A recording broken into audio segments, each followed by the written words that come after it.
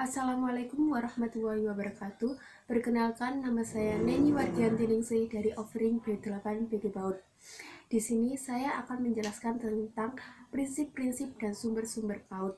Sebelum itu, apa sih PAUD itu?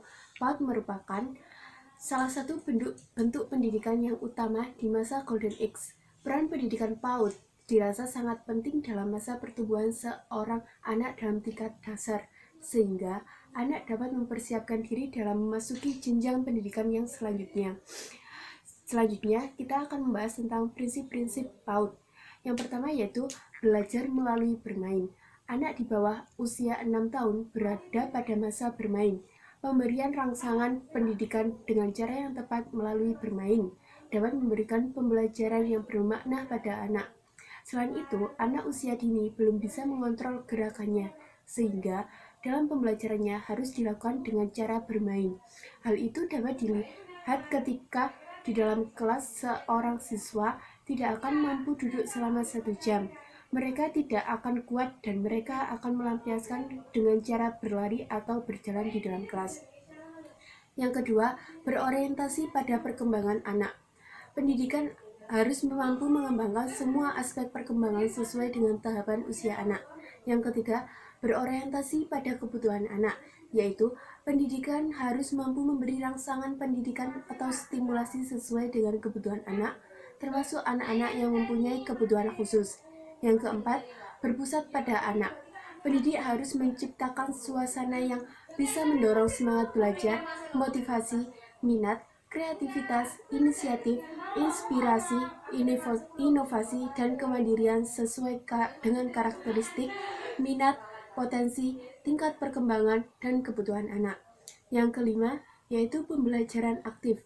Pendidik harus mampu menciptakan suasana yang mendorong anak aktif mencari, menemukan, menentukan pilihan, mengemukakan pendapat, dan melakukan serta mengalami sendiri.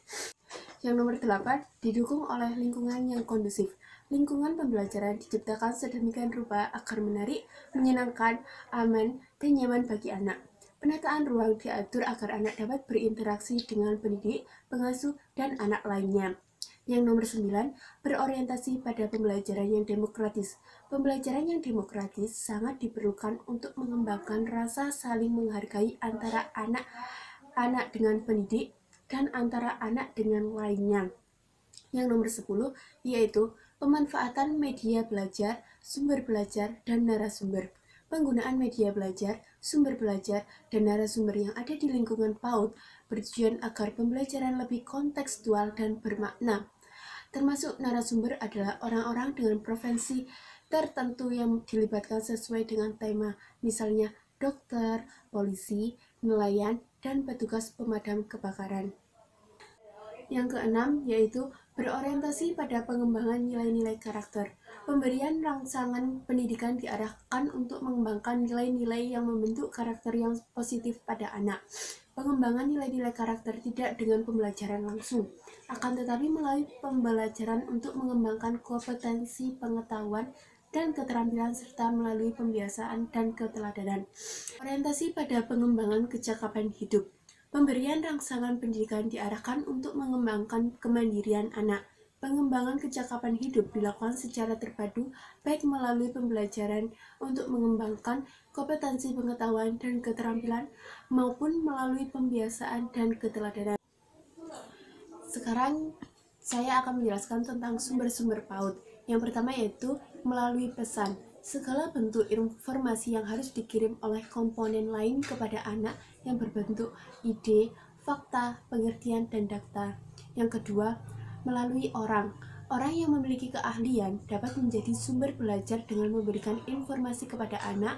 Selain guru, juga ada narasumber lain yang dapat didatangkan untuk anak dalam memberikan informasi, pengetahuan, dan keterampilan secara langsung pada anak.